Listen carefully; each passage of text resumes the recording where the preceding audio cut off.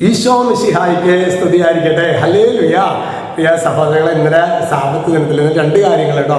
അന്ന് പാലയൂർ പദയാത്ര, അത് ശരിക്കും ഞങ്ങൾ നന്മ നിറഞ്ഞ് പറയുമേ നിങ്ങൾ ആവർത്തിച്ച് ചൊല്ലി എത്രയോ പേരല്ല ശരി പാപപരിഹാരാർത്ഥം നമ്മൾ ശരിക്കും ഒരു പരിത്യാഗ അരൂപിയോടെ ചുമ എക്സസൈസിന്റെ ഭാഗമായിട്ടല്ല, അത് എടുത്തു കഴിഞ്ഞാൽ വലിയൊരു ബ്ലെസ്സിങ് ആയിരിക്കും. അതുപോലെ തന്നെ ഇന്നലെ വൈകിട്ട് 5 മണിക്ക് തുടങ്ങി നമ്മുടെ താഴേക്കാട് ഇരിഞ്ഞാലക്കുട രൂപതയുടെ മേജർ ആർക്കി എപ്പിസ്കോപ്പൽ, തൃശ്ശൂർ അതിരൂപതയുടെ മേജർ ആർക്കി എപ്പിസ്കോപ്പൽ ചർച്ചാണ് പാലയൂർ.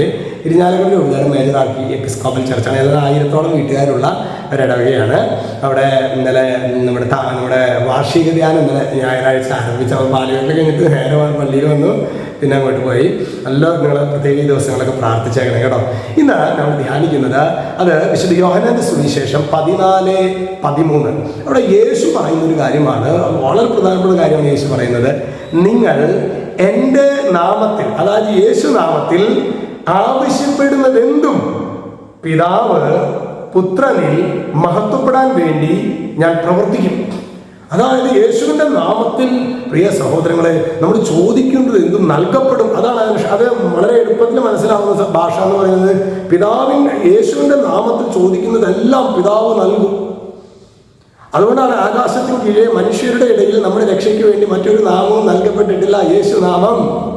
പ്രിയ സഹോദരങ്ങളെ, ശരിക്കും പറഞ്ഞു കഴിഞ്ഞാൽ ഈ ഒരു നാമത്തെ നമ്മൾ അവഗണിച്ചതല്ലേ നമ്മുടെ എല്ലാ ദുഃഖ ദുരിതങ്ങളുടെ അടിസ്ഥാന കാരണം. നമുക്കൊരു സങ്കടം വരുമ്പോൾ, ഒരു പ്രശ്നം വരുമ്പോൾ, ഒരു ദുഃഖം വരുമ്പോൾ, ഒരു വേദന വരുമ്പോൾ, എല്ലാവരും ഒറ്റപ്പെട്ടു എന്ന് തോന്നുമ്പോൾ നമുക്ക് യേശുവേ എന്ന് ഹൃദയം കൊണ്ട് വിളിക്കാൻ പറ്റുന്നുണ്ട് സഹോദരങ്ങളെ. അങ്ങനെ വിളിക്കാൻ പറ്റുന്നില്ലെങ്കിൽ ഈ നാമം ശരിക്ക് പിശാചി നാമത്തെ ശരിക്കും മറച്ചു വയ്ക്കുക. സൂര്യഗ്രഹണം, ദൈവഗ്രഹണം, യേശുഗ്രഹണം, അതായത് കാണാൻ പറ്റില്ല. സൂര്യഗ്രഹണം അല്ലേ, ചന്ദ്രനാൽ സൂര്യൻ മറയ്ക്കപ്പെടുന്നു.